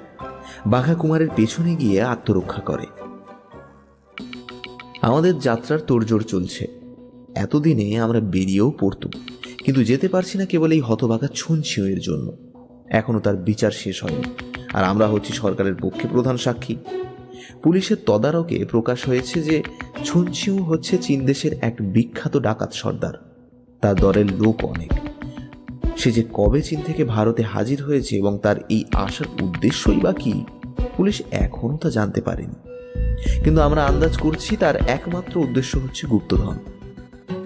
পুলিশ আরেকটা তথ্য সংগ্রহ করেছে। হোটেলে যে বুড়ো চিনেম্যানটা খুন হয়েছে সেও নাকি আগে ছুনছিউয়ের দলে ছিল। বোধহয় লকেটটা কোনো রকমে হাতিয়ে সে দল ছেড়ে সরে পড়ে এবং তারপর ভারতে আসে। তাকে অনুসরণ করেই এসেছে ছুনছিউ আর তার দলবল। আমরা স্থির করেছি ছুনছিউ যদি প্রকাশ না করে তাহলে আমরাও আদালতে লকেটের কথা জাহির করব না। এখনো পর্যন্ত ছুনছিউ হাটে হাঁড়ি ভাঙেনি, কেবল এটুকু বলেছে যে ওই লকেটখানা সে এতই পবিত্র বলে মনে করে যে ওর জন্যে 100টা নরহত্যা করতেও তার কোনো আপত্তি নেই। কিন্তু আমরা পুলিশের কাছে লকেটের কথা অস্বীকার করেছি, বলেছি আমরা লকেট ফকেট সম্পর্কে কিছু জানি না, ওসব ছুনছিউ ভুল সন্দেহ করছে। তার এই লুকোচুরির মানে বোঝা যায় ফাঁসি কাঠের ছায়ায় দাঁড়িয়েও সে আজ পর্যন্ত লকেটের আশা ছাড়তে পারেনি। তার বিশ্বাস লকেটের লেখা ও তার মর্ম এখনো কারোর কাছে ধরা পড়েনি। বিচার যেভাবে চলছে তাতে বলা যায় যে ছুনছিউয়ের প্রাণদণ্ডই হবে। আর এদিকে আমাদের থাকতে হচ্ছে অতি সাবধানে। অনুমান করতে পেরেছি যে ছুনছিউ হাজতবাস করছে বটে, কিন্তু তার দলের লোকেরা আমাদের উপর তীক্ষ্ণ দৃষ্টি রাখতে ভোলেনি। কারণ আমাদের এ পাড়ায় আজকাল চিনেম্যানের আনাগোনা হঠাৎ যেন বেড়ে উঠেছে। কেউ খেলনা, কেউ চেয়ার, কেউ কাপড়ের বস্তা বেচতে আমাদের বাড়িতে কড়া নাড়তে থাকে। কিন্তু কিনবো না বললেও সহজে নড়তে চায় না। একদিন একটা চীনের জোক চিনেম্যানকে তাড়াবার জন্য বাঘাকে লেলিয়ে দিতে হয়েছিল। এসব শুনে পুলিশ আমাদের বাড়ির দরজায় একখানা পাহারাওয়ালা রাখবার ব্যবস্থা করেছে। হঠাৎ বিনয়বাবু একদিন এলেন একটা অদ্ভুত সংবাদ নিয়ে। উত্তেজিত মুখে ঘরে ঢুকেই তিনি বললেন, ওহে, আজকের কাগজ পড়েছো? না। ছুনছিউ হাজত থেকে পালিয়েছে। সে কি? কেমন করে? কাল আদালত থেকে তাকে হাজতে পাঠাবার জন্যে যখন নিচে নামিয়ে আনা হচ্ছিল তখন হঠাৎ সে দৌড় মারে। প্রহরীরা পেছনে তাড়া করে। পথে অপেক্ষা করছিল খুব দ্রুতগামী একখানা বড় মোটর। সে লাফ মেরে তার উপরে গিয়ে ওঠে আর গাড়িখানা যেন হাওয়ার আগে উড়ে চলে যায়। পুলিশ তখন অন্য গাড়িতে উঠে পেছনে অনুসরণ করে।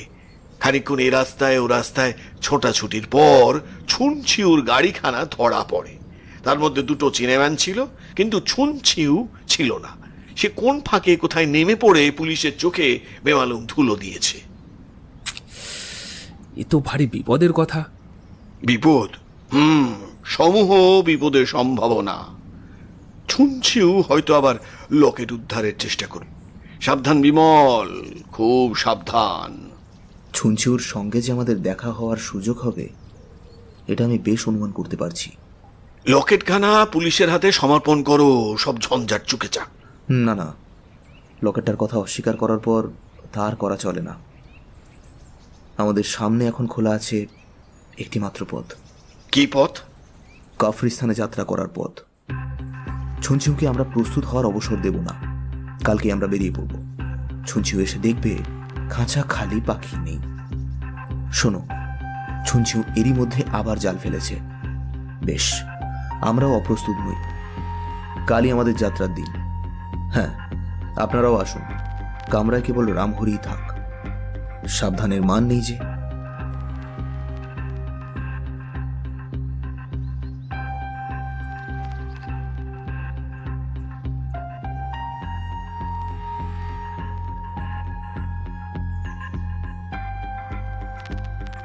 এখনো লকেট ফিরিয়ে দাও, নইলে মৃত্যু অনিবার্য। শুনছি। হ্যাঁ হ্যাঁ, ঠিক ঠিক, উত্তম প্রস্তাব। হ্যাঁ, যুক্তিসঙ্গত প্রস্তাব বটে। কিন্তু তুমি কি মনে করো বিমল, ছুনছিউ আমাদের সঙ্গ নিতে পারবে না?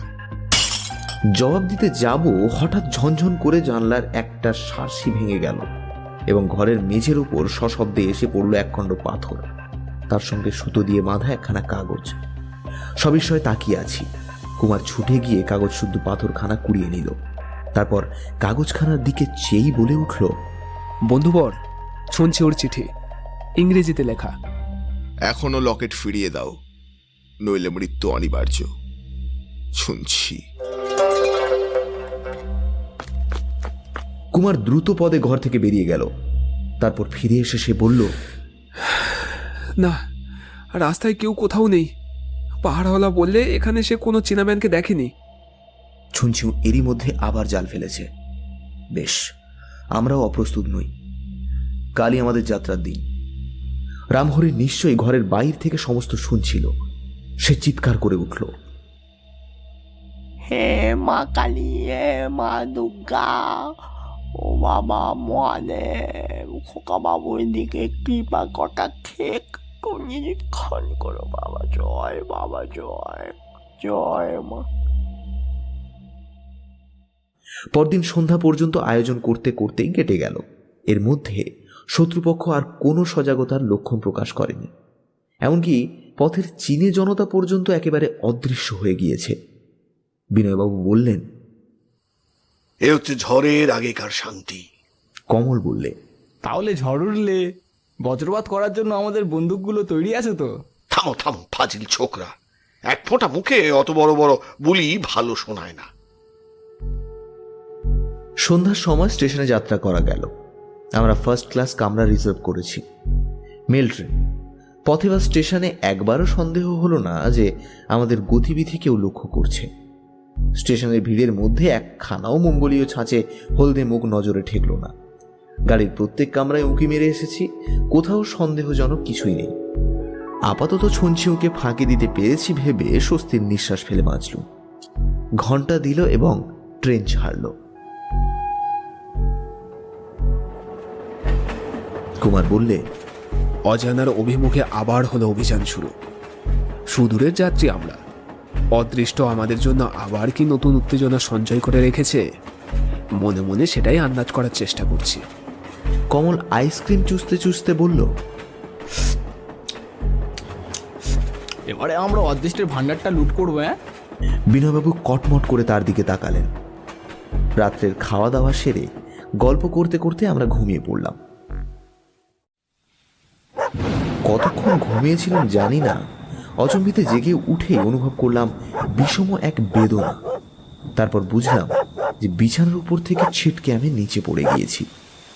রামহরি, কুমার, কমল ও বিনয়বাবুর দেহ নিচে পড়ে ছটপট করছে এবং বাঘা করছে প্রাণপণে চিৎকার। হতভম্বের মতো উঠে বসে আর এক সত্য উপলব্ধি করলাম, ট্রেন চলছে না। ঘুটঘুটে অন্ধকার, বাইরের দৃশ্য বিলুপ্ত। সঙ্গে সঙ্গে শুনতে পেলাম বহু লোকের চিৎকার। বিনয়বাবু চেঁচিয়ে বললেন, অ্যাক্সিডেন্ট, অ্যাক্সিডেন্ট!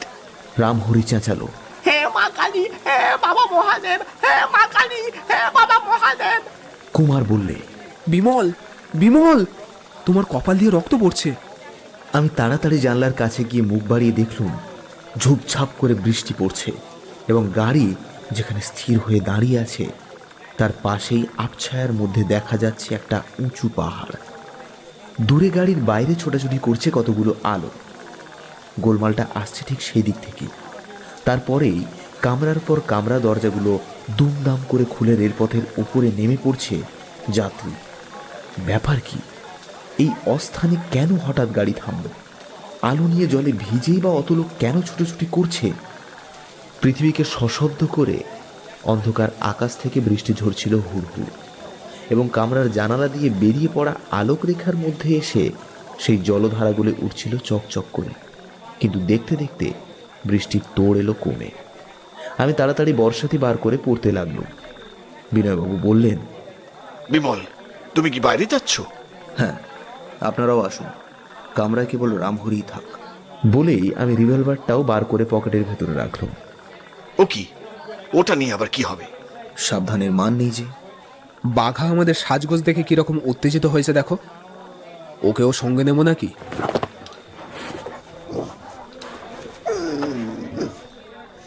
নিতে চাও নাও। সবাই সশস্ত্র হয়ে কামরা ছেড়ে বাইরে গিয়ে যখন দাঁড়ালাম তখন ট্রেনের প্রত্যেক কামরা থেকে ভীত যাত্রীরা বেরিয়ে এসে প্রকাণ্ড জনতা সৃষ্টি করেছে।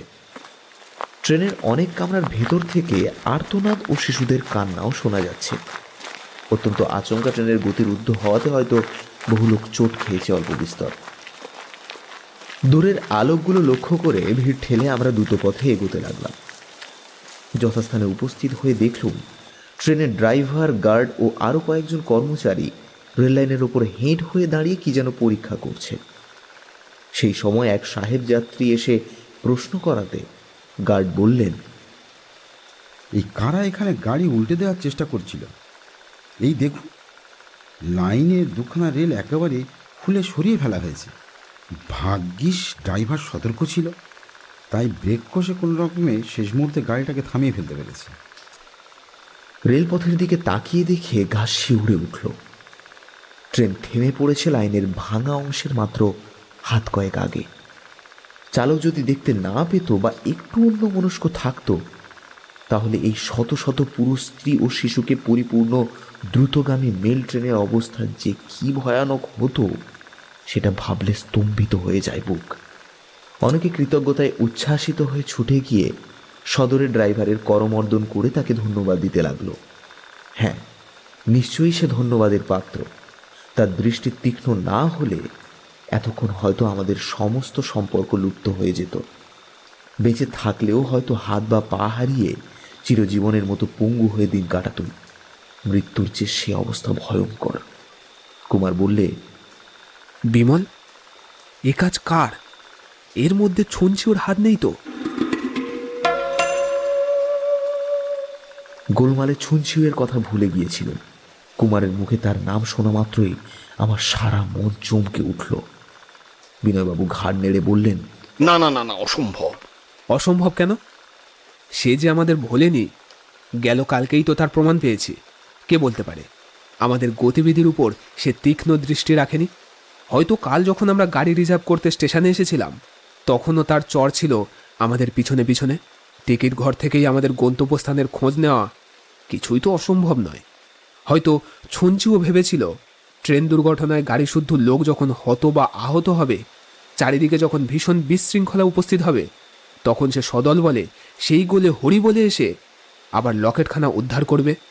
তোমার ওই আজগুবি কল্পনাকে সংযত করো। তুচ্ছ একখানা লকেটের লোভে ছুঞ্চিউর এতখানি বুকের পাটা কিছুতেই হতে পারে না। কেন হতে পারে না? ছুঞ্চিও কত বড় গোয়ার ভেবে দেখুন দেখি। কলকাতার জনতায় ভরা হোটেলে মানুষ খুন করতে তার হাত কাঁপে না।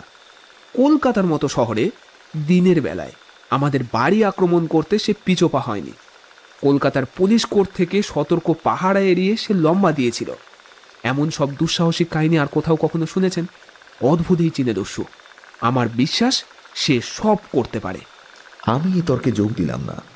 আমি তখন ভাবছিলাম ঘটনাস্থলে অদৃশ্য অপরাধীও কোনো চিহ্ন রেখে গেছে কিনা।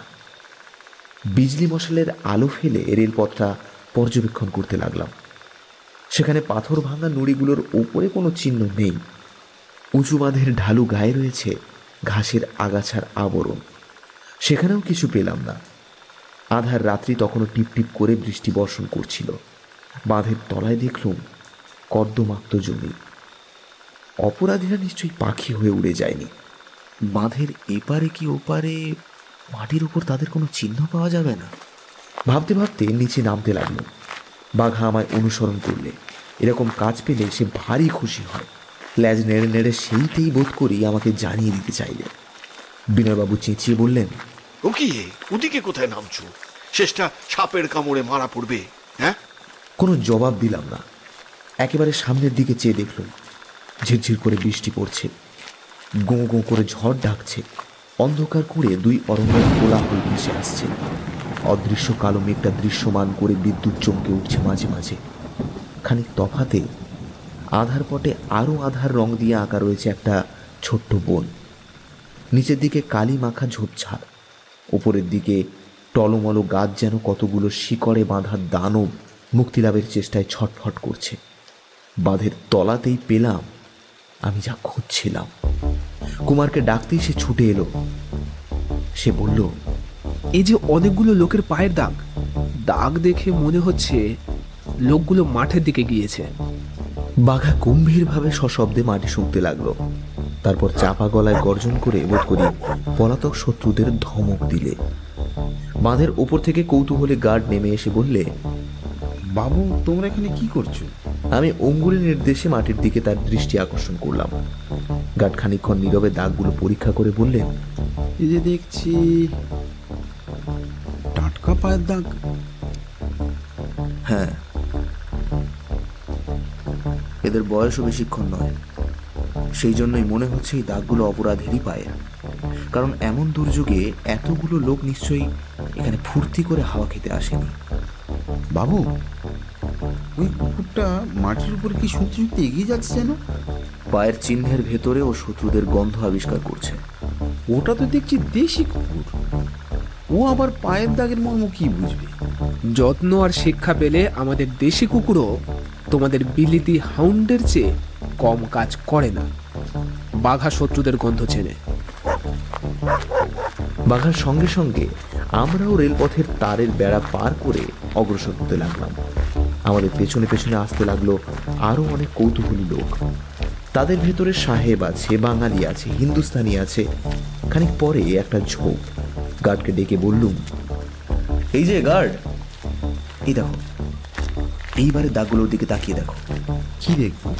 এই দেখো, খানিক আগে মুষলধারে বৃষ্টি পড়ছিল বলে এই পায়ের দাগগুলো ছিল জলে ভর্তি, কিন্তু এখানকার পায়ের দাগগুলো দেখছো, ছাঁচ ভিজে হলেও কিন্তু জলে ভর্তি নয়। তাতে কি বোঝায়?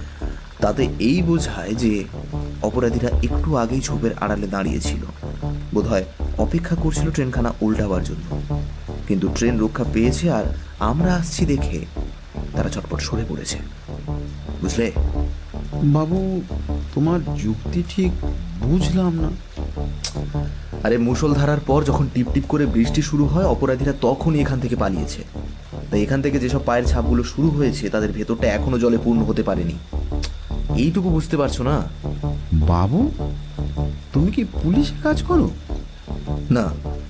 তবে তুমি এমন তীক্ষ্ণ দৃষ্টি পেলে কেমন করে? ভগবান দিয়েছেন বলে। ভগবান সবাইকে চক্ষু দেন বটে, কিন্তু তীক্ষ্ণ দৃষ্টি সকলকে দেন না। ঠিক বাবু, তোমার কথা আমি স্বীকার করছি। পায়ের দাগগুলো আমি দেখেছি কিন্তু বুঝতে পারিনি। অথচ এখন তোমার কথা শুনে মনে হচ্ছে এটুকু আমার অনায়াসেই বোঝা উচিত ছিল। বাবু, তুমি আর কি কিছু বুঝতে পেরেছো? এখান থেকে প্রায় 150 গজ তফাতে একটা জঙ্গলের আবছায়া দেখা যাচ্ছে। পায়ের দাগগুলো সেদিকেই গিয়েছে। আমার মনে হয় অপরাধীরা নিশ্চয়ই ওই জঙ্গলের ভেতরেই লুকিয়ে আছে। এখন আমরা কি করব? ওই দিকে যাব? না, এখন আমাদের ফিরতে হবে। কেন? আমার উপর রয়েছে অপরাধী গ্রেপ্তার করার চেয়েও বড় কর্তব্যের ভার। রেল লাইন ভেঙেছে, এই খবর দেওয়ার জন্য আমাকে এখন গাড়ি নিয়ে পিছনের স্টেশনে ফিরে যেতে হবে। নইলে কোনো ডাউন ট্রেন এসে পড়লে বিষম দুর্ঘটনার সম্ভাবনা, আর এর জন্য দায়ী হবে একমাত্র আমি। গার্ডের কথাই সত্য। তার ওপর আমরা ঠিক প্রস্তুত করতে আসিনি। সঙ্গে যে লোকেরা রয়েছে তারা হয়তো এই ঘুটঘুটে অন্ধকারে এই অচেনা জঙ্গলের ভেতরে ঢুকতে ভরসা করবে না। আর এমন রাতে অপরাধীদের খুঁজতে যাওয়াও হবে হয়তো বুনো হাঁসের পেছনে এলোমেলো ছুটোছুটি করার মতো। খুব সম্ভবত তাদের খুঁজে পাবো না, আর খুঁজে পেলেও ছুঞ্চিউ ও তার দলকে গ্রেপ্তার করা বড় চারটিখানি মুখের কথা নয়।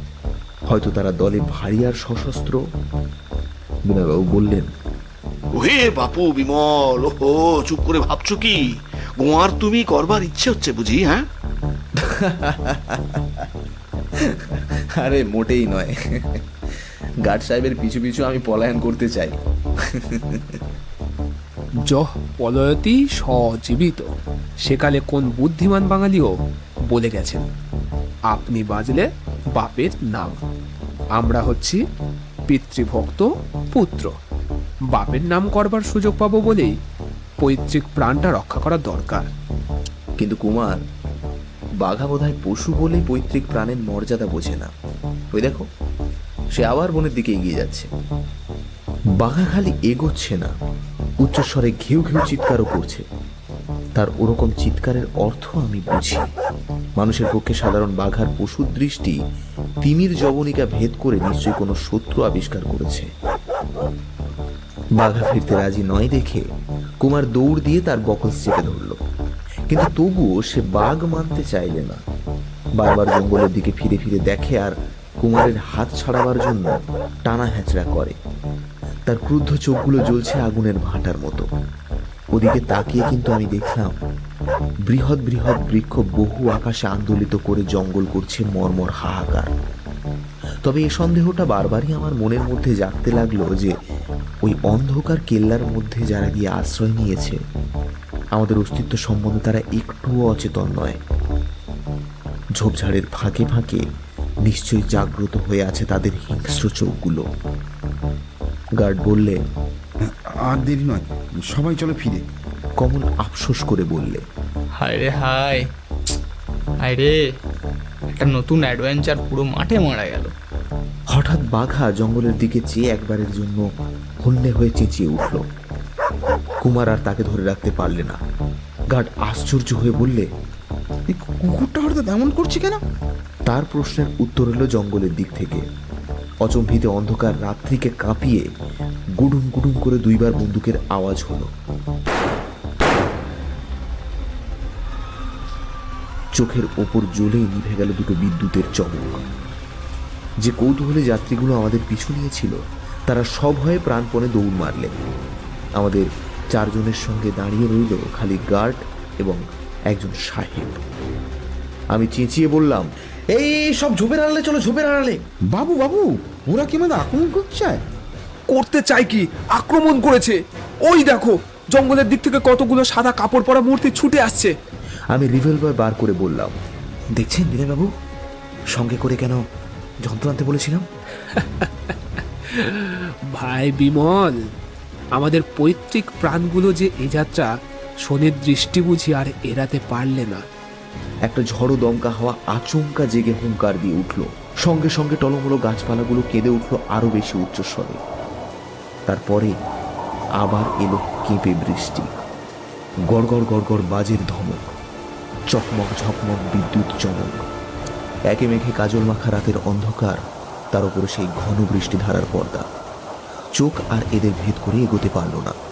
শত্রুরাও নিশ্চয়ই এখন আমাদের আর দেখতে পাচ্ছে না। যে সাহেবটা শত্রুদের বন্দুকের ভয়ে পালিয়ে যায়নি, সে বললে, বাবু, এখন আমাদের কত রক্ষী? তুমি কি নিরস্ত্র? না, আমার কাছে রিভলভার আছে। তাহলে ওই ঝোপের আড়ালে আমাদের মতো হাঁটু গেড়ে বসে পড়ো। শত্রুদের আমাদের রিভলভারের নাগালের ভেতরে আসতে হবে। তাদের বুঝিয়ে দেওয়া দরকার যে আমরাও অসহায়। গার্ড বললে, কিন্তু কিন্তু শত্রুদের কাউকে দেখা যাচ্ছে না। তারা... তার মুখের কথা শেষ হতে না হতেই আবার শোনা গেল দুটো বন্দুকের শব্দ। কিন্তু সে হচ্ছে লক্ষ্যহীনের বন্দুক। গুলি যে কোন দিকে ছুটলো আমরা তার টেরও পেলুম না। কুমার বললে, বন্দুকের শব্দ খুব কাছে এসে পড়েছে। ওরা বন্দুক ছুটছে আমাদের ভয় দেখাবার জন্যে। বিনয়বাবু বললেন, এই সুযোগে দৌড়ে আমাদের ওই গাড়ির দিকে যাওয়া উচিত। পিছনে সশস্ত্র শত্রু নিয়ে গাড়ির দিকে দৌড়তে গেলে বিপদের সম্ভাবনা আছে। অন্ধকার বিদীর্ণ করে আকাশের বুকে জ্বলে উঠল একটা সুদীর্ঘ বিদ্যুৎ, এবং তার আলোতে দেখা গেল খানিক তফাতে একদল লোক দ্রুত পথে অগ্রসর হচ্ছে। ওরা ট্রেনের দিকে যাচ্ছে, ওরা ট্রেনের দিকেই যাচ্ছে। ওরা ভেবেছে আমরা এখানে নেই। কি সর্বনাশ! ওরা কি ট্রেন আক্রমণ করতে চায়? বিমল, বিমল, ওদের দেখা যাচ্ছে। ওদের নাগালের মধ্যে পেয়েছি। এবার ছোড়ো রিভলভার।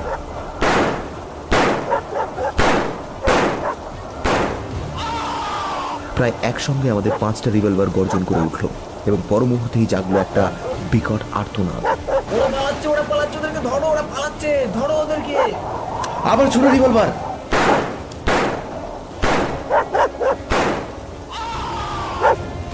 আমাদের 5টা রিভলভার আরো একবার চিৎকার করে উঠল। রাত্রের শরীরী অভিশাপের মতন অস্পষ্ট মূর্তিগুলো আবার মিলিয়ে গেল অন্ধকার ও বৃষ্টিধারার অন্তপুরে। বাঘার উৎসাহিত গর্জনে কান পাতা দেয়। ভাগে কুমার তাকে সজোরে নিজের 2 হাঁটুর ভেতরে চেপে বাঁ হাতে তার বকলস টেনে ধরেছিল, নইলে এতক্ষণে নিশ্চয়ই সে শত্রুদের মাঝখানে গিয়ে ঝাঁপিয়ে পড়ত। কমল আহ্লাদে নৃত্য করতে করতে বললে, জয় আমাদের জয় বৎসগণ! ভেবেছিলে ফাঁক তালে করবে কেল্লা ফাতে? ঘুঘু দেখেছো, ফাঁদ তো দেখনি। বাহ বাহ বাহ বাহ! ধুকধুকি লেখা পড়তে হলে চুনছি ওকে এখন বিমলদার কুমারদার মনের ভিতরে ঢুকতে হবে যে।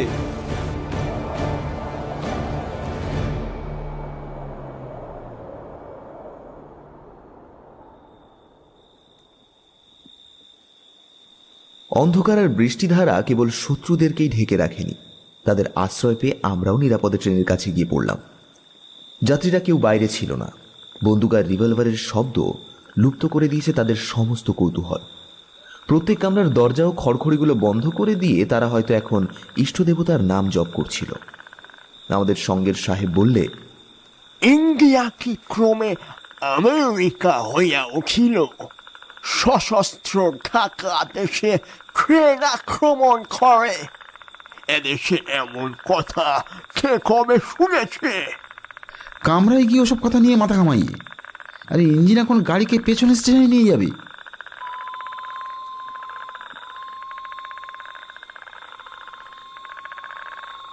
দূর থেকে বেজে উঠল গার্ডের বাঁশি।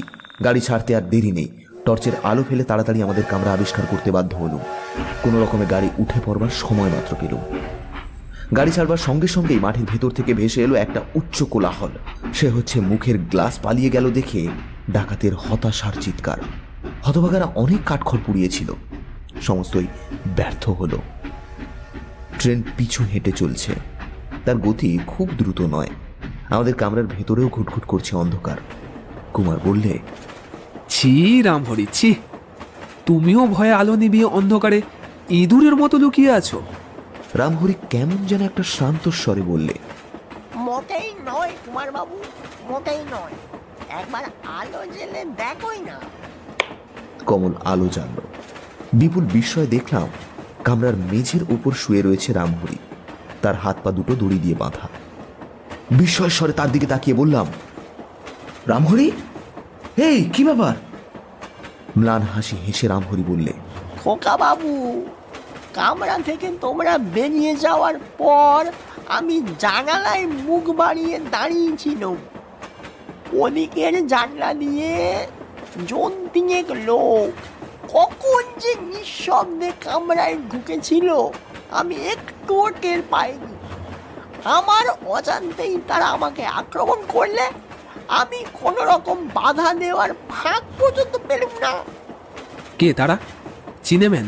না না, পশ্চিমের লোক, হিন্দুস্তানি। তারপর? একটা লোক ছোড়া নিয়ে আমার পাশে দাঁড়িয়ে বললে, চেঁচালেই মরবি।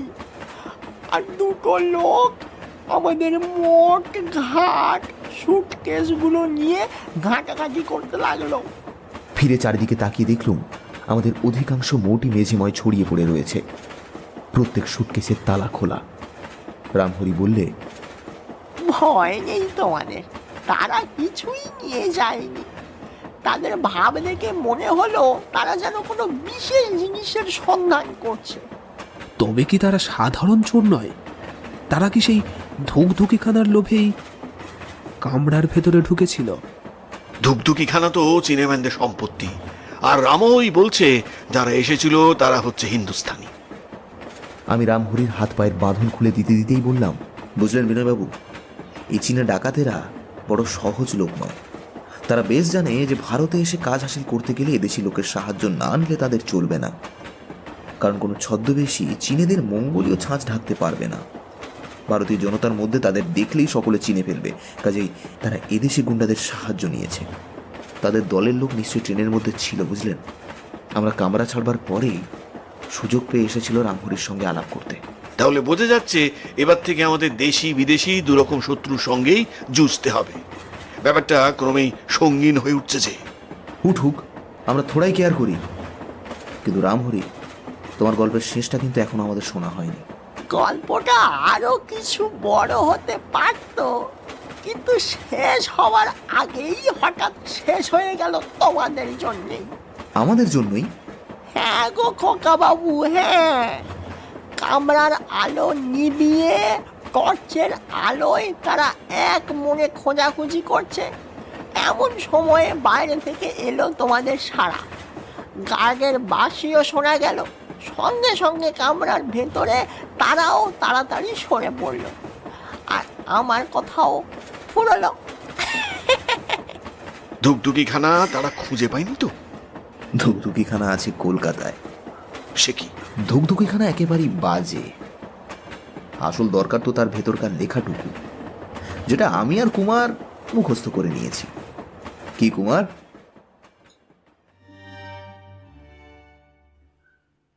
রামহরিকে নিয়ে আমরাও গাড়ি থেকে নেমে পড়লাম।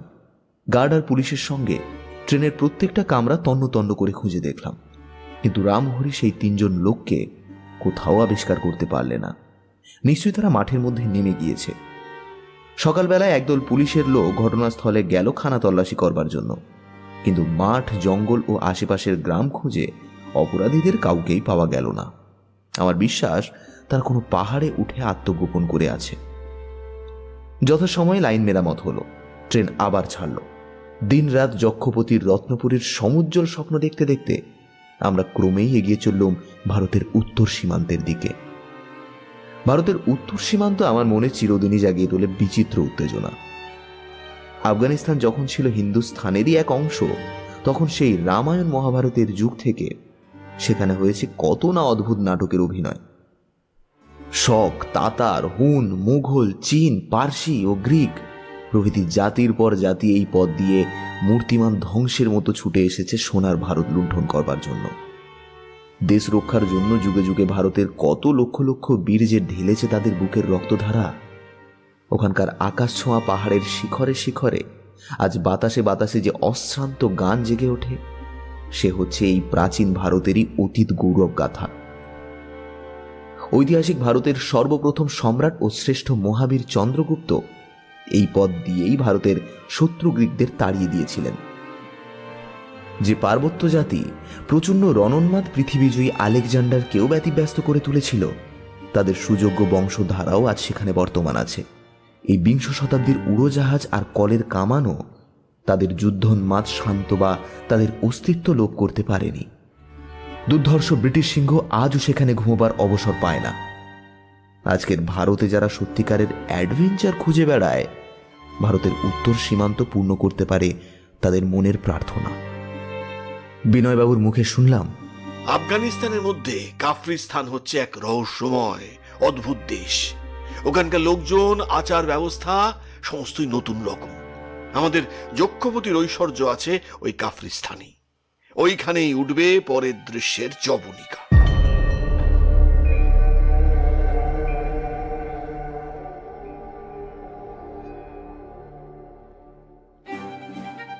এতক্ষণ শুনছিলেন লেখক হেমেন্দ্র কুমার রায়ের কলমে যক্ষপতির রত্নপুরীর প্রথম পর্ব।